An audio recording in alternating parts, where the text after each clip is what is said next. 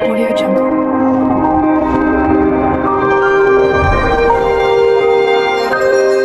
Audio Jungle.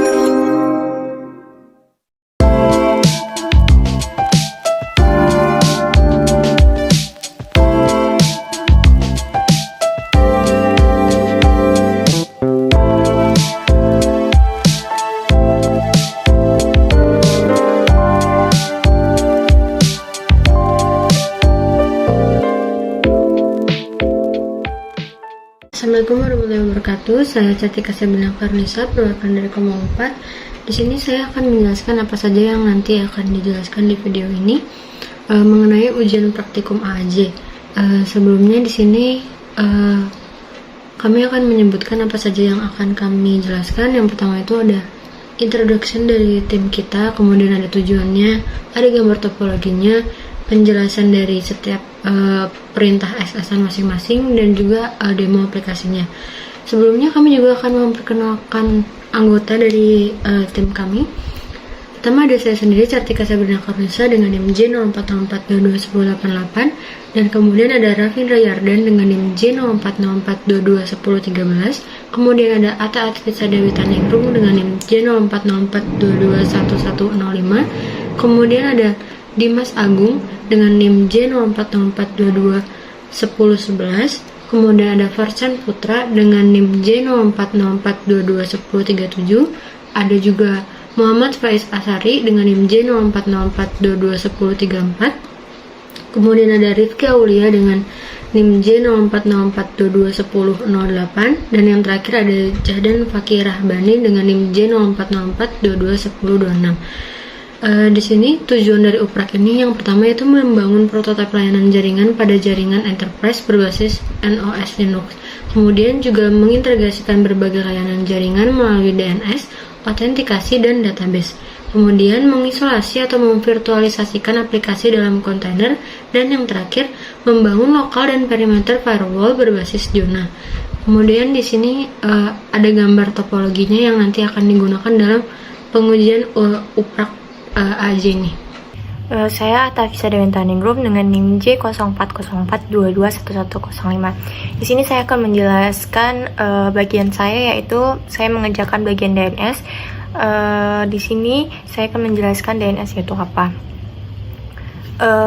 DNS itu adalah singkatan dari Domain System Name System atau sistem nama domain. DNS ini adalah sistem yang digunakan untuk menerjemahkan nama domain yang mudah diingat. DNS juga merupakan infrastruktur penting dalam jaringan komputer dan internet karena memungkinkan pengguna untuk mengakses situs web, mengirim email, dan berinteraksi dengan layanan online menggunakan nama domain yang dapat diingat dengan mudah. Lalu DNS Docker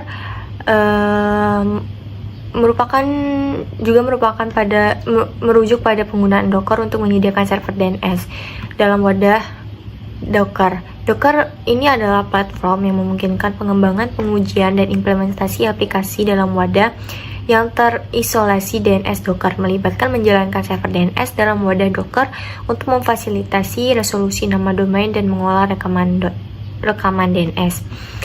Dengan DNS Docker ini dapat menyederhanakan dan mempermudah komunikasi antara wadah Docker dan layanan lainnya dalam ekosistem Docker. Kemudian ada hal penting yang harus dilakukan dalam DNS ujian praktikum ini, yaitu 1. Setiap kelompok mendefinisikan domain dengan tld.com. Lalu layanan DNS diaktifkan dalam kontainer.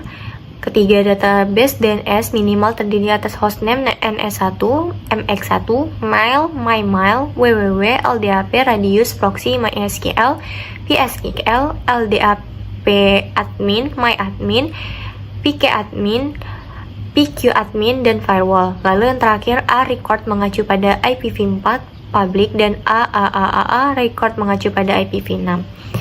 Selanjutnya saya akan menjelaskan slide dan langkah-langkah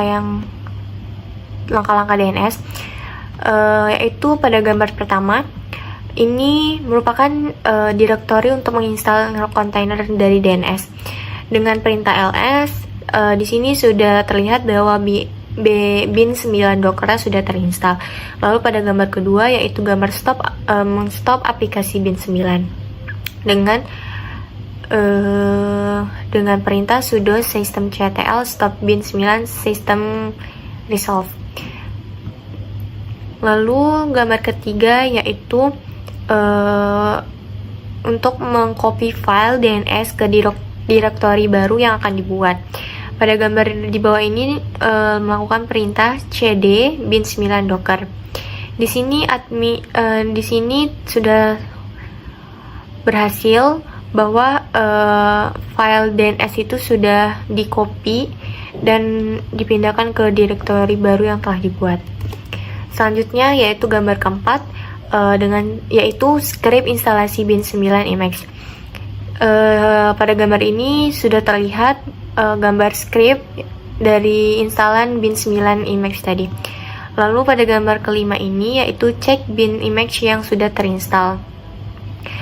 Pada gambar di bawah ini sudah terlihat bahwa bin 9 sudah terinstall. Lalu keenam yaitu cek kontainer yang aktif. Dengan perintah sudo docker container ls-la sudah terlihat pada gambar bahwa kontainer aktif.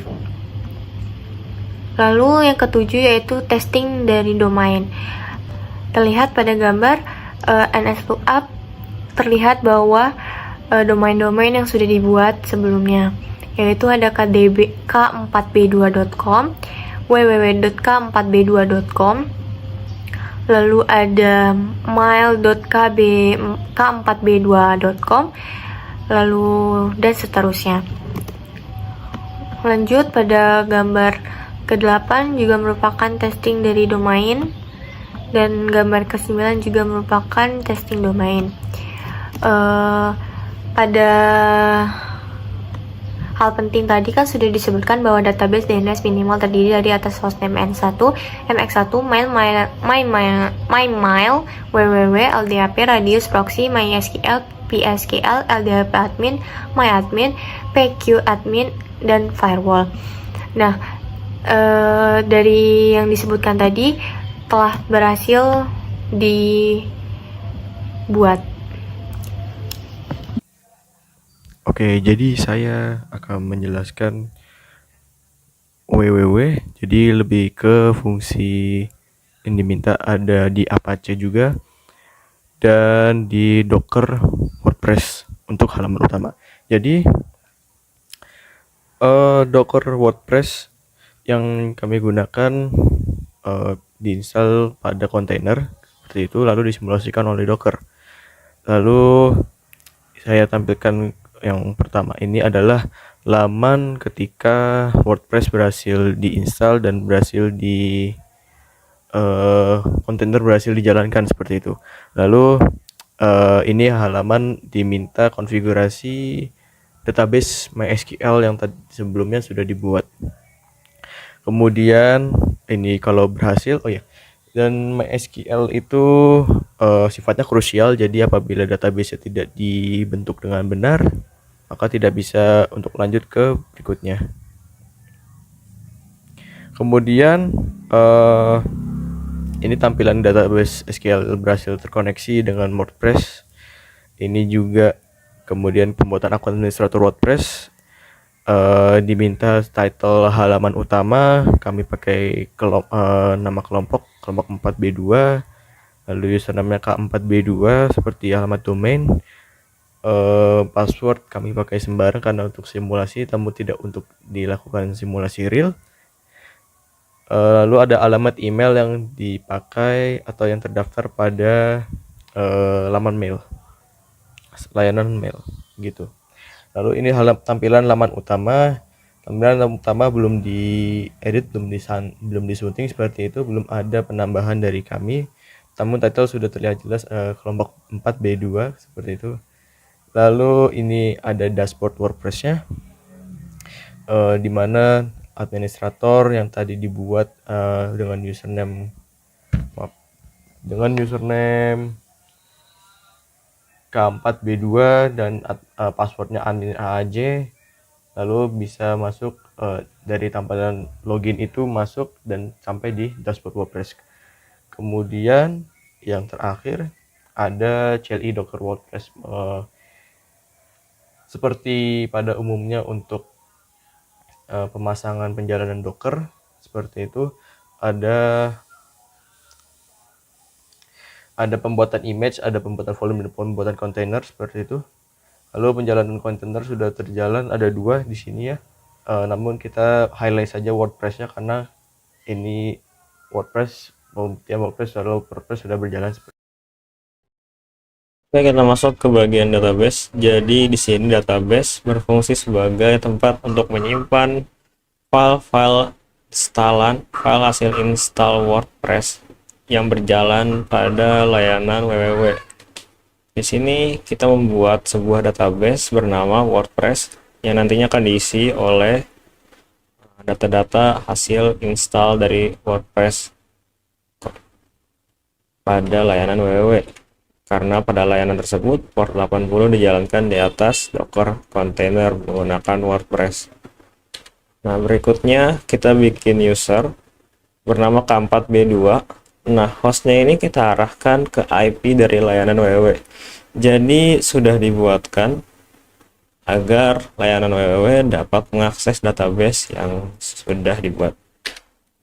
Dan terakhir kita membuat ada beberapa hak akses yang diberi kepada database, kepada user database atau user K4B2 dengan di sini kita kasih privilege agar dia bisa melakukan akses kepada database bernama WordPress. Terima kasih. Assalamualaikum warahmatullahi wabarakatuh. Perkenalkan, nama saya Rifki Akbar dari Teknologi Rekayasa Komputer 59 kelas B2. Di sini saya akan menjelaskan pembagian pekerjaan saya, yaitu bagian layanan mail server.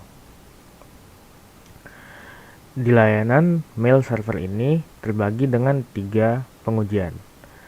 Yang pertama, pengujian postfix pada layanan server Linux bertujuan untuk memastikan bahwa sistem postfix berfungsi dengan baik dan dapat mengirim dan menerima email dengan benar di lingkungan Linux. Yang kedua, pengujian Dovecot untuk memastikan bahwa sistem Dovecot berfungsi dengan baik dan dapat mengelola penyimpanan dan akses email dengan benar di lingkungan Linux. Yang ketiga yaitu adalah Squirrel Mail. Squirrel Mail itu bertujuan untuk memastikan bahwa antarmuka web Squirrel Mail berfungsi dengan baik dan dapat memberikan akses yang lancar dan aman ke email pengguna di lingkungan Linux. Ini adalah hasilnya. Sekian dari saya, apabila ada salah kata saya mohon maaf. Wassalamualaikum warahmatullahi wabarakatuh. LDAP merupakan singkatan dari Lightweight Directory Access Protocol. Adalah protokol kelas ringan untuk mengakses service directory yang berdasarkan pada protokol Service Directory X500. Berjalan dengan menggunakan protokol TCP/IP. Model informasi LDAP adalah berdasarkan entry. Pertama, test user LDAP. Di sini kita membuat directory berdasarkan nama masing-masing kelompok. File directory disimpan di lokasi home, nama anggota kelompok, dengan ID yang berbeda-beda dan password yang bisa diatur masing-masing. Kedua, objek dan user berdasarkan kelasnya. Untuk mengecek, kita mengetikkan LDAP search-min-x. Di sini terlihat LDAP versi 3 dengan domain k4b2.com. Objek kelasnya di sini objek kelasnya ada 2, yaitu dosen dan mahasiswa. Ketiga dan 4, cek objek berdasarkan user berdasarkan kelasnya. Kita membuat user dengan masing-masing nama kelompok dan NIP yang berbeda-beda. Kita bisa mengatur dengan objek kelasnya, yaitu dosen atau mahasiswa. Bisa kita lihat di sini lokasi direktorinya di home, nama anggota kelompok, dan logisirnya di bin /bus dengan domain k4b2.com. Kelima, cek objek dan user berdasarkan kelasnya. Di sini terlihat nama user, objek kelasnya berada di mana, yaitu contoh Dimas, objek kelasnya berada di dosen dengan domain k4b2.com. Keenam, cek objek mahasiswa dosen. Di sini kita untuk melihatnya dengan mengetikkan cat second level LDIV.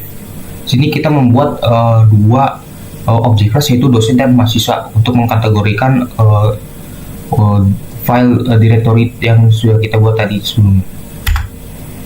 Oke. Ketujuh, cek user yang terintegrasi dengan Linux. Jika kita sudah memasuki LAM, kita bisa mengecek file directory yang sudah kita buat, yaitu nama anggota berada di objek kelas mana, contoh dosen, dengan domain k4b2, k4b2.com, ID numbernya, lokasi penyimpanan file directory-nya, NIP-nya, berada di mana objek kelasnya, dosen atau mahasiswa. Semua kita buat masing-masing dengan semua nama anggota kelompok. Di sini objek kelasnya kita bikin mahasiswa atau dosen, terus yang keduanya adalah POSIX account, 3 shadow account. Oke, selanjutnya saya Cartika Serena Karnesa dengan NIM J04042218. Di sini saya akan menjelaskan mengenai radius. Sebelumnya, apa sih radius itu? Radius itu bekerja sebagai server pusat untuk mengelola autentikasi dan otorisasi pengguna yang ingin mencoba mengakses ke jaringan. Ketika pengguna mencoba terhubung, nanti informasi identifikasi itu akan dikirim ke server radius yang kemudian akan memvalidasi dan memproses informasi tersebut dengan menggunakan database yang telah dikonfigurasikan sebelumnya. Nah, jika konfigurasinya benar, informasi autentikasinya benar, maka server radius akan memberikan otorisasi kepada pengguna untuk mengakses jaringannya. Nah, di sini untuk menjalankan radius pada project ini ada beberapa perintah yang harus dijalankan.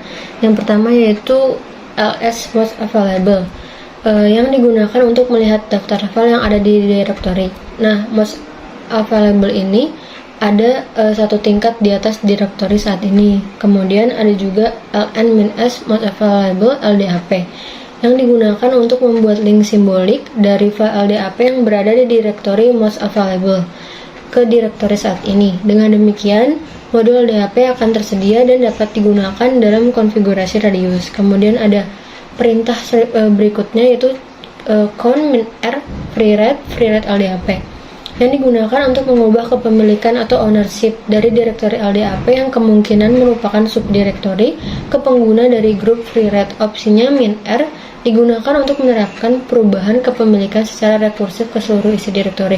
Bisa dilihat sebelumnya yang tulisannya root berubah menjadi freeread. Kemudian ada perintah keempat, yaitu perintah konfigurasi isi modul LDAP. Terdapat beberapa pengaturan yang disesuaikan dengan data di LDAP, yaitu yang pertama server 10.4.1.3. Ini untuk menentukan alamat IP server LDAP yang digunakan. Kemudian ada port 389 untuk menentukan nomor port yang digunakan untuk koneksi dan koneksi ke server LDAP. Kemudian ada identity cnadmin, DC-nya k4b2, DC-nya .com.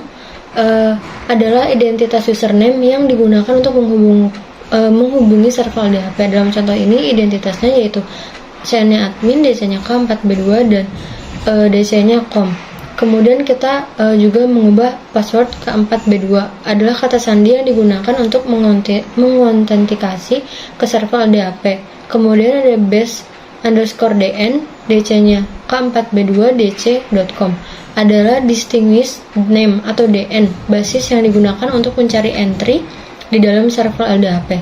Kemudian perintah berikutnya itu out type LDAP, yang mengaktifkan autentikasi menggunakan LDAP. Ini menunjukkan bahwa tipe autentikasinya itu yang digunakan itu LDAP.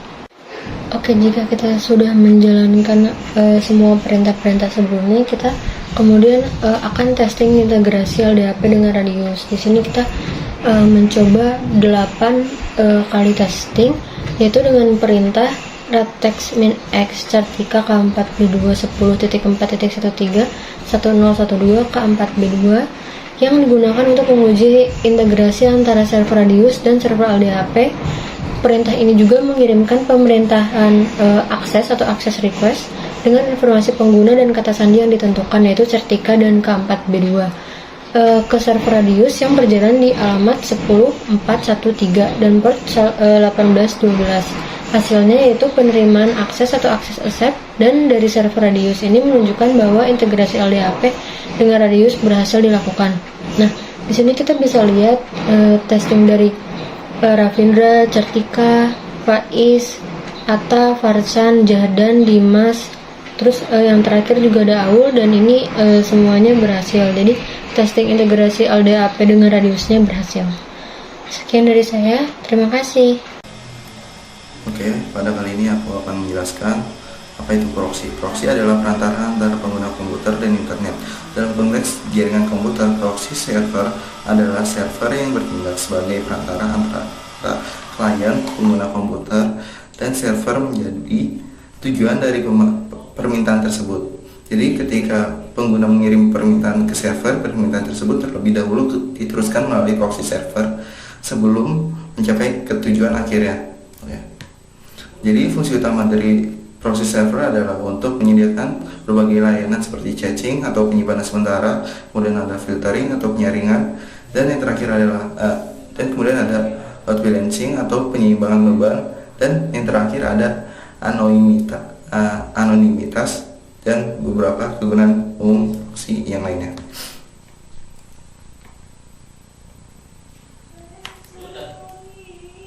Oke. Kemudian di sini ada konfigurasi proxy secara terpusat melalui Radius. Jadi pada kode-kode tersebut ada pada HTTP port 80XL default set yang pertama tuh yaitu untuk mengatur script untuk mendengarkan permintaan HTTP pada port 80, dan kemudian pada fungsi dari asal itu menandakan bahwa script akan digunakan sebagai akselerator chat, dan default site yang www.k4b2.com menunjukkan bahwa setiap permintaan yang tidak cocok dengan chat akan diteruskan ke situs web www.k4b2.com. Kemudian pada chess_peer_mymail pada bagian kedua itu yaitu mendefinisikan peer chat dengan nama mymail k4b2.com, dan kemudian parent menandakan bahwa purchase ini adalah server induk atau origin server yang dikunjungi jika permintaan tidak ada di chat, dan pada angka 81 adalah nomor port yang akan digunakan untuk menghubungi purchase, dan pada angka 0 menunjukkan bahwa tidak ada jarak tertentu yang harus ditempuh untuk mencapai purchase ini. Selanjutnya pada akhir kode ini ada origin server yang menandakan bahwa purchase ini adalah server induk, dan kemudian ada Robin menandakan bahwa script akan melokasikan permintaan secara bergantian ke setiap peer chat yang ditentukan. Kemudian pada kode ketiga yaitu chesspeer l.admin k4b2.com.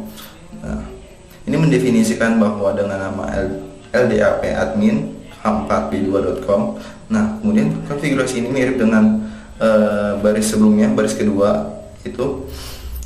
Tetapi untuk server ini ada untuk ke server LDAP admin k4b2.com. Kan kalau sebelumnya itu kan mymail. Oke. Kemudian pada baris selanjutnya ada chat per admin myadmin k4b2.com. Oke, ini mendefinisikan peer chat dengan nama myadmin k4b2.com.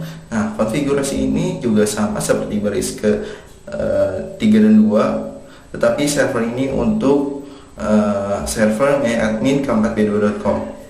Dan pada baris kelima ada chatme 256 MB, yaitu mengatur jumlah memori yang akan digunakan oleh Squid untuk menyimpan objek chat dalam memori. Dalam hal ini, Squid akan menggunakan 256 MB memori untuk caching. Kemudian pada baris ke-6 ada maksimum objek. object size 32 MB. Oke. Ini untuk mengatur ukuran maksimum objek yang dapat disimpan dalam cache. Objek dengan ukuran lebih dari 30 MB tidak akan di-cache oleh Squid. Kemudian pada cache dir IFS dan selanjutnya itu menentukan direktori di mana Squid akan menyimpan file cache pada disk. Itu yang pertama ada Forceful Squid adalah direktori yang digunakan. Dan pada angka 1000 itu menunjukkan ukuran total cache yang dapat digunakan dalam bentuk megabyte. Dan pada angka 16 itu menunjukkan jumlah direktori tingkat pertama yang akan digunakan dalam struktur cache. Kemudian pada 256 itu menunjukkan jumlah direktori tingkat kedua yang akan digunakan dalam struktur cache. Dan selanjutnya pada baris ke-8 itu ada cache log Forceful Squid store log itu mengarahkan log cache Squid ke file farlog Squid store.log. Dan pada yang terakhir itu access log daemon Forceful itu mengarahkan log access Squid ke file spool. Nah, pada konfigurasi ini kita membutuhkan direktori yang bernama Squid, yaitu dengan cara cd /etc/squid. Kemudian kita mengkonfigurasi file ini dengan cara sudo vsquid.conf.bug. Begitu backup ya. Oke. Ini kemudian menunjukkan bahwa proxy ini sudah aktif ya. Oke. Sudah bisa dilihat bahwa proxy ini sudah berjalan. Oke. Sekian. Oke, Assalamualaikum warahmatullahi wabarakatuh. Sebelumnya, izin memperkenalkan diri. Nama saya Farsan Putri Andrianto dengan NIM J0404221037 dari Prodi Teknologi Rekayasa Komputer kelas B2 kelompok 4. Di sini saya akan menjelaskan dan juga menjelaskan konfigurasi mengenai parameter firewall. Sebelum kita masuk ke konfigurasinya, saya akan jelaskan terlebih dahulu mengenai firewall. Jadi firewall ini merupakan sebuah sistem keamanan ya, sebuah sistem keamanan yang digunakan oleh internet agar dapat memilih atau memilah paket yang diterima dan juga paket yang tidak diterima.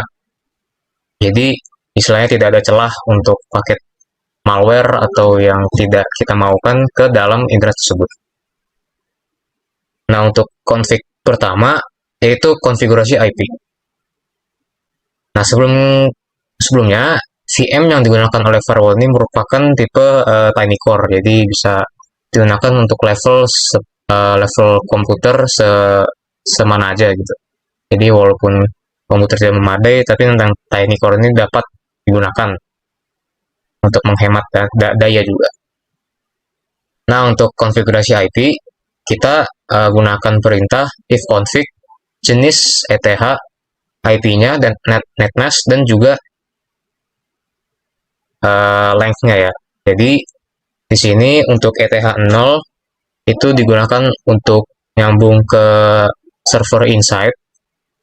ETH 1 disambungkan dengan server DMZ, dan ETH 2 disambungkan dengan server outside.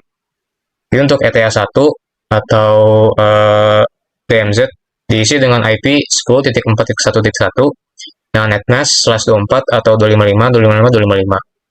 Untuk ETH 0 diisi dengan 10.4.2.1 dengan netmask /24, dan yang terakhir outside itu 100.100.4.2. Nah, netmask yang sama. Nah, untuk mengecek apakah IP ini sudah teraplikasikan, kita bisa pakai ifconfig strip grep init. Jadi, udah lihat di sini sudah ada semua IP yang sudah dikonfigurasi. Nah, kita lanjut ke IP forward. IP forward ini sendiri merupakan apa ya? Kita tuh perlu mengaktifkan agar dapat di forward gitu IP-nya. Nah, ini cara mengaplikasikannya yaitu dengan kita menggunakan perintah echo 1 di dalam file proc sysnet IPv4 dan juga IP forward. Nah, di sini sebelum kita mengkonfigurasi satu persatu untuk hubungannya, kita masuk terlebih dahulu kepada IP tables, ya. Nah, kita masuk IP tables ini dengan IP tables -l. Dan bisa dilihat sini ada polisi atau kebijakan dari input, forward, dan output, yaitu accept semua. Nah, accept ini artinya dari chain ini dia menerima semua paket yang diberikan gitu. Nah, dari semua paket yang diterima ini bisa aja ada celah dan memasukkan file-file yang tidak kita inginkan. Jadi accept ini bukan bukan jalannya firewall. Nah, makanya kita perlu untuk merubah dari policy accept ini menjadi drop dari setiap chain table. Karena drop ini kita lebih bisa memfilter apa yang masuk dari chain masing-masing. Nah, cara kita merubah menjadi drop ini, kita simple ya, dengan perintah IP tables, min p, masuk, outputnya menjadi drop. Input jadi drop, forward jadi drop. Jadi hasilnya policy drop untuk ketiga chain. Nah, setelah itu kita masuk ke isi hubungan pertama, yaitu DMZ ke outside. Nah, untuk isinya sendiri terdapat IP tables flash dulu. Jadi kita melihat kondisi sebelum dihubungkan ini. Lalu ada dua bagian sini, yaitu ada NAT dan juga filter. Nah, di NAT ini kita menggunakan post routing dan juga pre-routing. Yang pertama post routing, yaitu sumbernya dari IP IP inside dan ke IP outside, ya. Nah, dari situ source-nya itu ini ya, source-nya outside yang 200.200.4.37. Pre-routing sebaliknya terjadi. Nah, untuk filter, yang pertama kita membolehkan untuk dari DMZ ke outside ini, kita membolehkan untuk mereka bisa ngeping. Nah, cara mereka ngeping ini kita membolehkan dengan perintah ICMP. ICMP dari DMZ ETH1 ke ETH2 yaitu outside. Sebaliknya pun terjadi. Nah, lalu ada UDP juga. Di sini hubungan sama ya, dari DMZ ke outside, namun dengan destinasi yaitu 10.1.37 ya, di port 53. Jadi ini istilahnya kayak menghubungkan DNS ke dalam firewall. Sebaliknya pun terjadi untuk export. Lalu yang TCP, yaitu kita memberikan izin kepada hubungan dari outside ke DMZ untuk membaca port-port yang ada di sini, yaitu 80, 443, 21, dan selebihnya. Nah, setiap port ini dia membaca masing-masing masing-masing bagian dari portnya ya. Misal 80 itu membaca www, 389 membaca TCP, dan lainnya. Lalu yang terakhir, kita harus establish juga establish hubungan dari DMZ ke outside ini. Soalnya misalkan kita taruh yang new, itu bakal bisa merubah atau membangun inisiasi baru, jadi itu tidak ideal untuk firewall. Ini kurang lebihnya untuk DMZ outside. Lalu kita lanjut lagi ke inside outside. Ini konsepnya sama aja ya. Jadi perlu pertama post routing dulu. Nah, kalau post routing ini ada sedikit perbedaan, yaitu di akhirnya, yaitu 200.200.4.100 sampai 100.123 ya. Nah, yang dimaksud sini tuh IP yang tidak terbagi ya. Nah, untuk filter sendiri sama, ICMP untuk membaca ping, UDP untuk menghubungkan DNS ke port 53, TCP untuk menghubungkan ke port-port masing-masing, dan TCP satu lagi untuk men-establish hubungan agar tidak bisa dirubah. Sama halnya dengan inside DMZ ya. Jadi istilahnya sama konsep, tinggal ganti hubungan-hubungan sesuai dengan ETH masing-masing. Nah, cara kita mengaplikasikannya yaitu pertama kita membuat kode dulu untuk memberikan akses mereka agar dapat di running, yaitu chmod 755 kepada file masing-masing. Misalkan chmod 755 untuk inside.dmz.sh, chmod 755 untuk dmz outside, dan selebihnya. Lalu setelah itu kita bisa letak sila di IP tables min L nat min T. Nah, di sini setelah semua dilakukan, kita bisa melihat hasil dari sambungan DMZ, sambungan hubungan-hubungan yang sudah dilakukan. Yang pertama yaitu DMZ dengan outside. Ini saya gunakan VM DMZ-nya sendiri untuk melakukan listing dengan outside. Tadi kan outside pingnya 100.100.41. Jadi kita ping dan ternyata sudah bisa diakses dari DMZ. Lalu dari outside ke DMZ juga sudah bisa, yaitu kita menggunakan VM outside dan kita ping DMZ tersebut.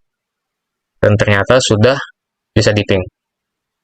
Dan yang terakhir, sesuai dengan permintaan soal, yaitu dari inside ke outside. Ini berada di VM inside, kita ping 200.200.37 yaitu ke outside. Dan ternyata sudah masuk ke dalam VM tersebut. Jadi semua hubungan telah tersambung. Mungkin itu saja dari saya. Kurang lebih mohon maaf. Wassalamualaikum warahmatullahi wabarakatuh.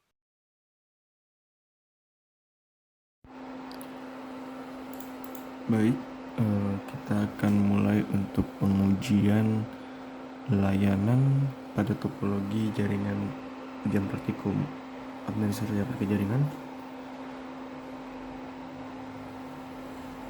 Ujian praktikum akhir. Baik, layanan yang sudah dibuat ada Docker, ada DNS dan juga WordPress, kemudian juga ada LDAP radius dan juga proxy-nya, kemudian ada database, lalu juga ada email. Mungkin untuk pengujian mungkin kita bisa coba dulu untuk jaringannya. Jaringan disusun pada firewall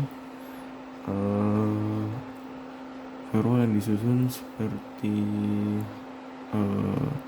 inside, outside, dan DMZ seperti itu.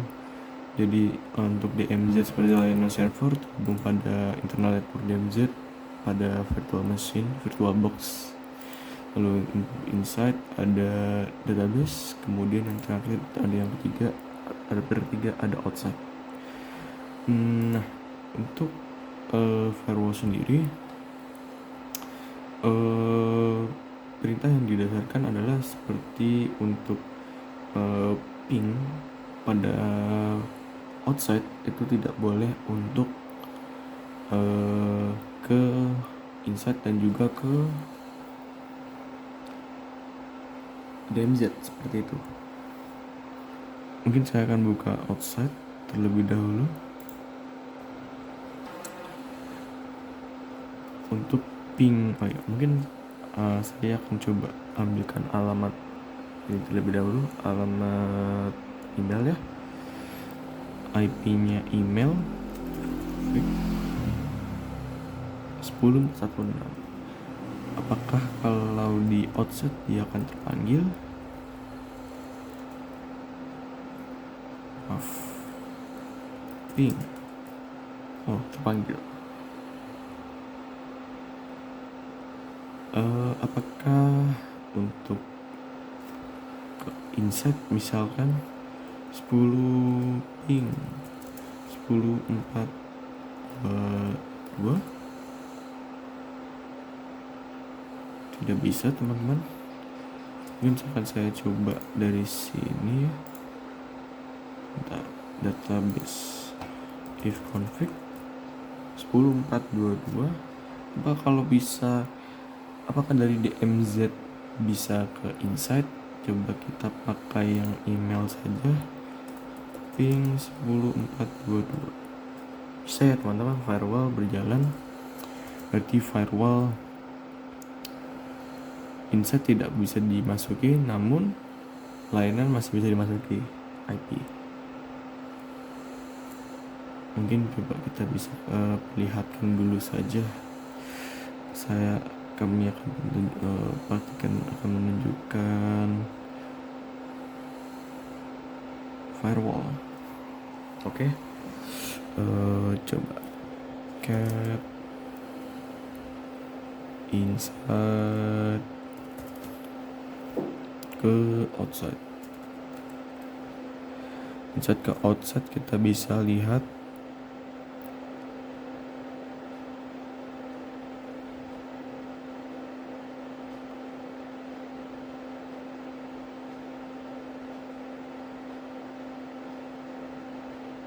ya post routing teman-teman, dari net kemudian di filter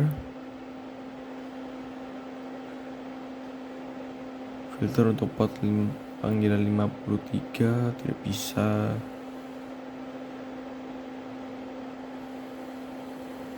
Oke, seperti itu. Kemudian untuk yang outside, inside, ini barusan tadi itu inside outside, berarti DMZ ke outside.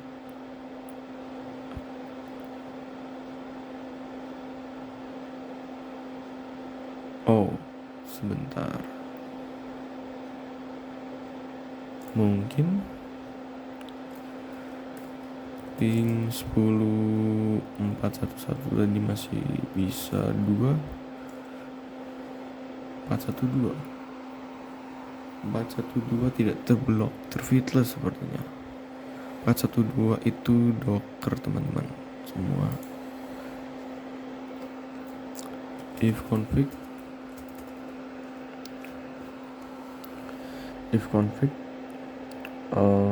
inpost 10.412.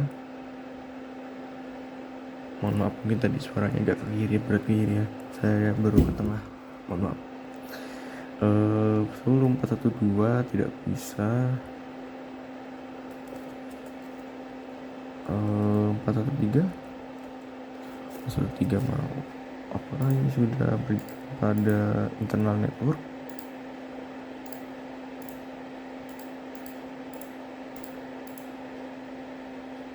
Sudah ya teman-teman, sudah terhubung melalui internal network.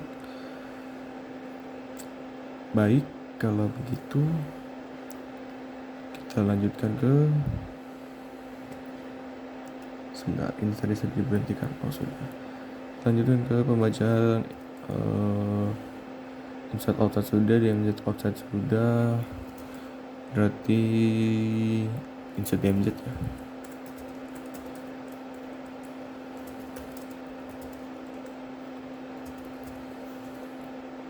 Baik, seperti itu.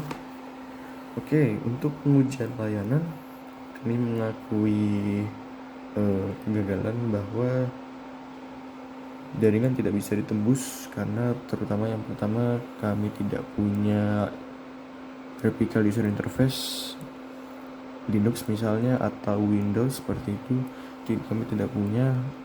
Maka dari itu untuk pengujian layanan mungkin saya akan pakaikan adapter host only saja untuk menguji apakah aplikasi berjalan seperti mestinya atau tidak, seperti itu. Ya, untuk disclaimer mungkin sebelum saya mengubah lebih lanjut, Docker itu ada dua.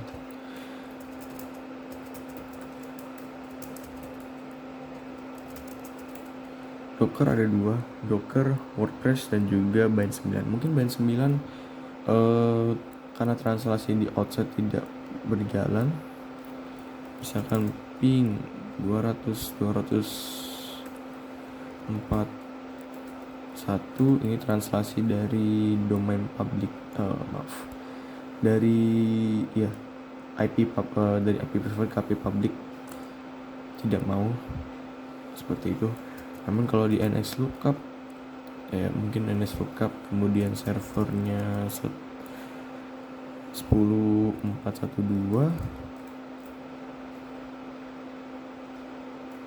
Oke,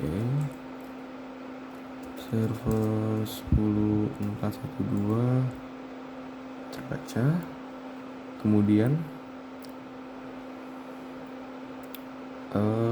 kita bisa cek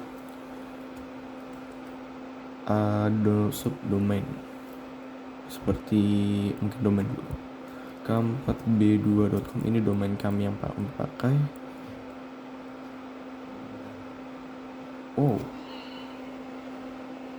Oke. k4b2.com server 10412. Oke, apakah sepertinya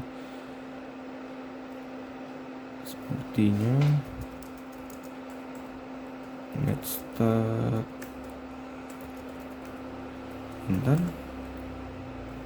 Mintan P.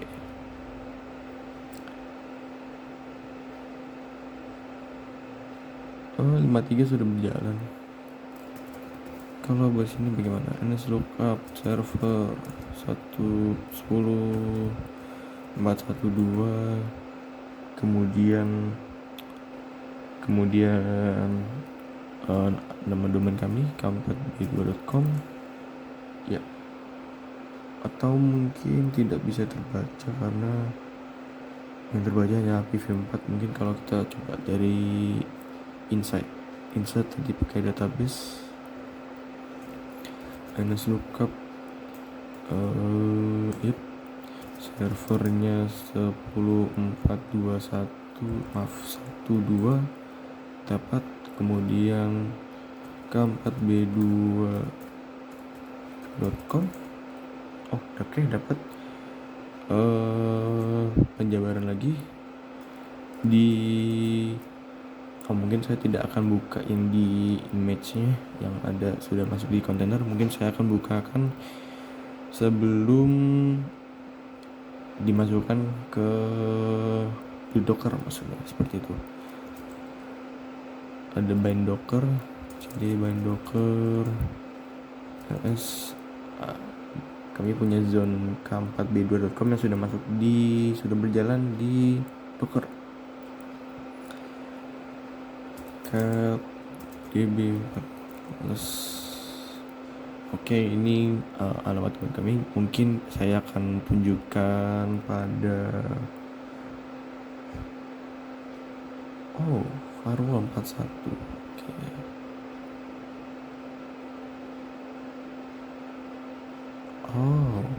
Mungkin saya paham maksudnya.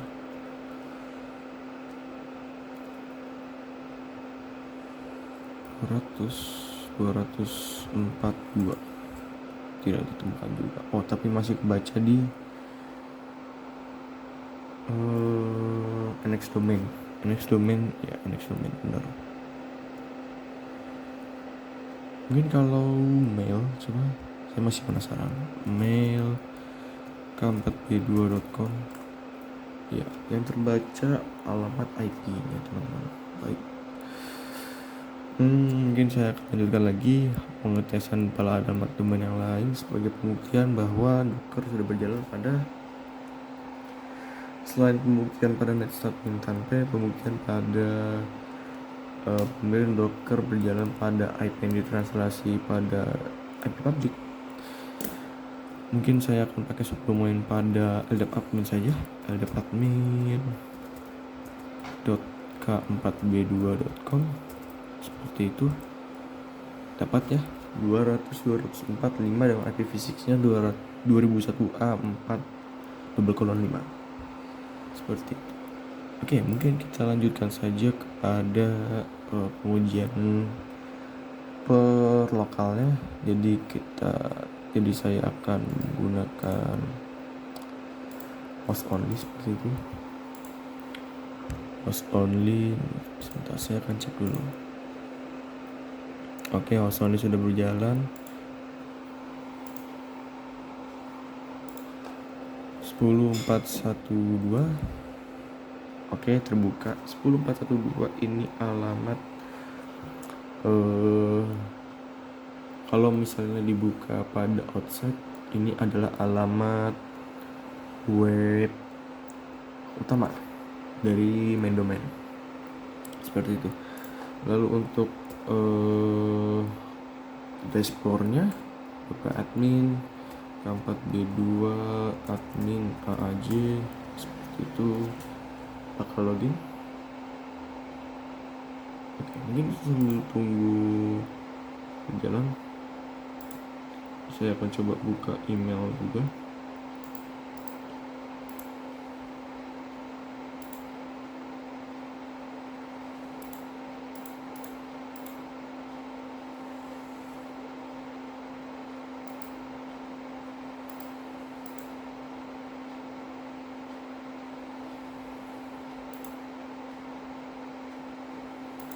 Oke, on the terbuat, email sudah dimasukkan.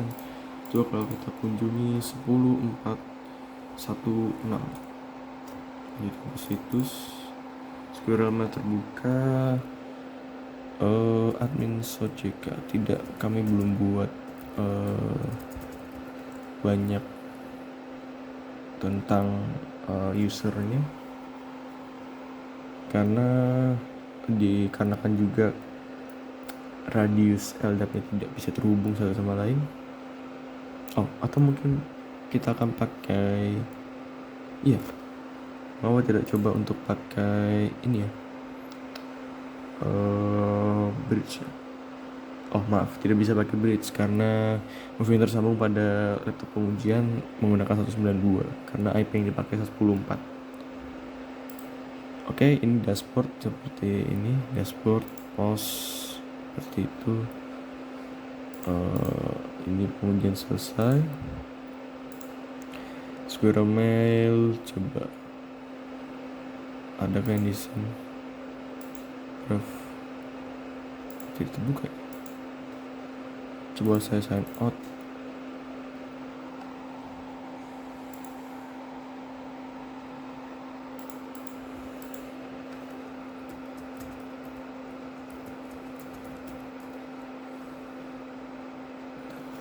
Passwordnya benar tidak ya? Saya lupa. Oke, surround password incorrect. Oke. Our email.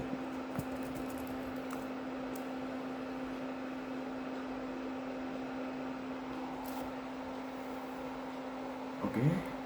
Ini alamat email user satu user yang kami buat sebagai alamat pengujian, karena seperti yang tadi kami sampaikan bahwasanya LDAP dan radiusnya tidak terhubung seperti itu. Oke, ini tes email Opera aja, ini dikirim menggunakan postfix sebelumnya. Ini isi pesan. Oke, itu untuk email. Kemudian ada LDAP radius. Saya coba ganti dulu.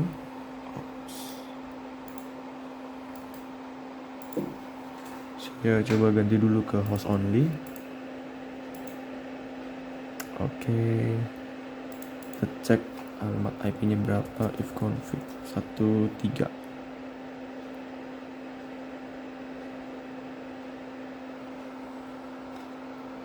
Tidak ada. Sudah ada. 10413.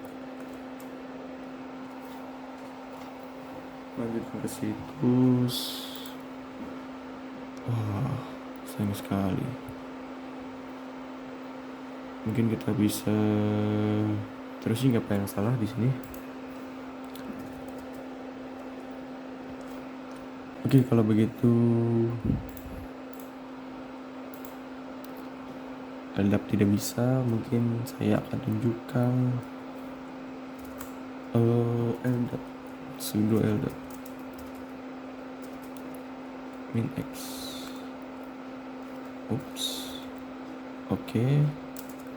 Plus ini data-data yang sudah dimasukkan. Admin, ada objek kelas dosen dan juga mahasiswa seperti itu. Ada nama anggota kelompok, ada Ravindra, dengan NIM 1013 J0404221013. Kemudian ada Rifki Aulia Akbar dengan NIM J0404221008. Ada Muhammad Faiz Asari J0404221034. Ada Kartika Sabrina J0404221088. Ada Zahdan J0404221026. Dan juga ada Dimas, masih ada lagi, Dimas Agung J0404221011. Ada Atta J040422101105. Terakhir Farcan J0404221037.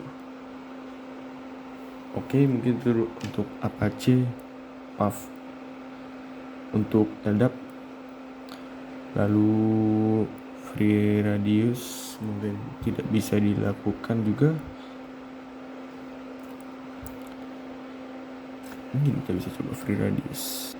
Oke. Free radius berjalan pada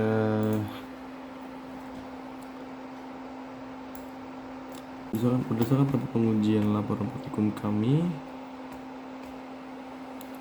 Praktikan menggunakan format seperti rates. Sudah masuk ke root. Rates min x trk. Untuk cn nya mungkin kita coba admin terlebih dahulu. Admin kemudian admin SPJK to user mungkin kita bisa pakai 127 001 1010 K4 gitu.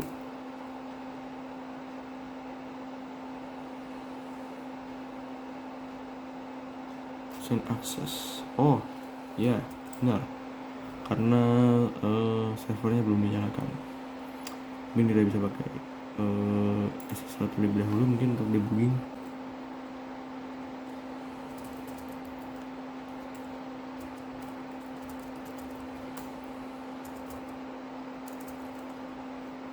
Oke. Free radius min x ready to process request. Oke. Kemudian kembali lagi ke instance radius, kita coba jalankan kembali your request to out address port 1812 server. Ini karena saya tidak tahu juga alamat yang sudah diubah. Apa mungkin 13 seperti ini? Oke, diterima, masuk ya. 10413 further to simpos reject. Oke, masuk.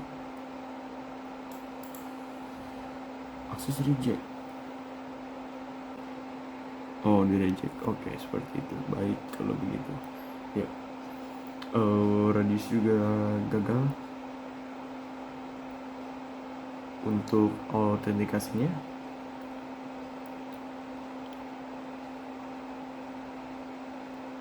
Baik kalau begitu, apalagi yang bisa saya coba lagi, ada database berjalan pada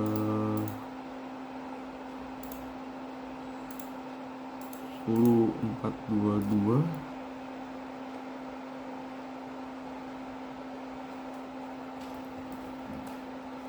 Atau mungkin kita links dulu, link 10422 if config. Oke, database tidak mau berjalan juga.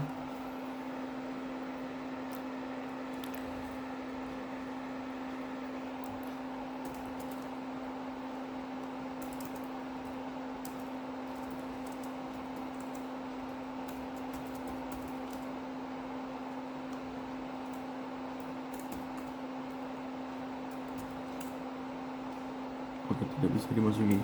Baik, kalau begitu tidak bisa diganggu gugat seperti itu. Database, ada radius, email, Docker. Mungkin kita bisa buka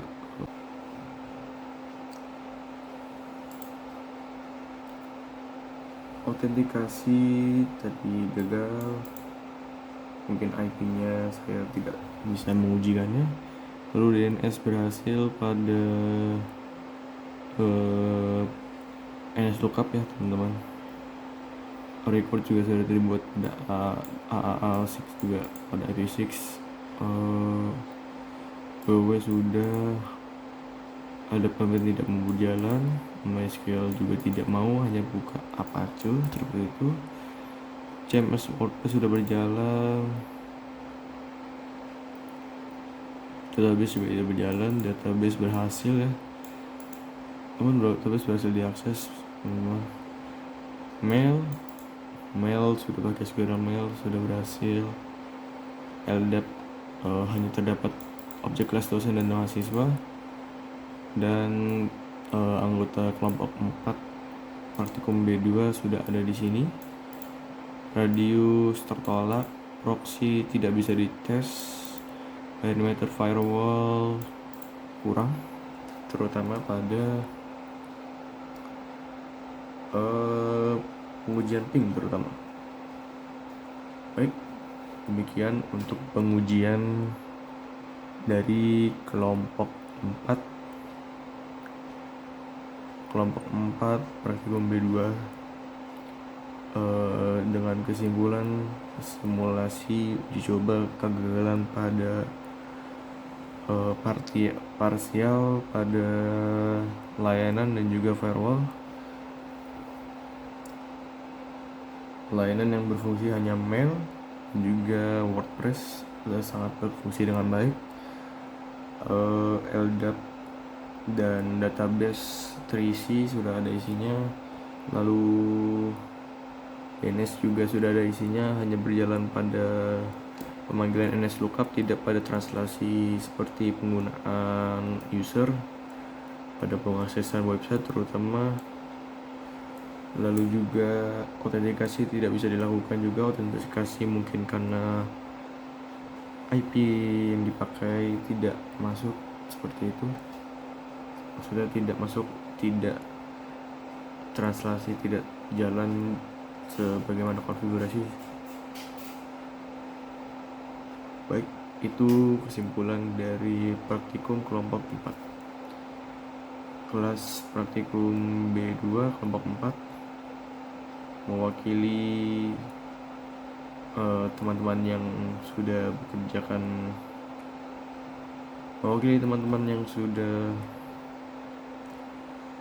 mengerjakan dengan baik ujian praktikum. Saya Muhammad Faisal Sari, anggota kelompok dan perwakilan dari kelompok 4 praktikum B2 TRK 59. Demikian.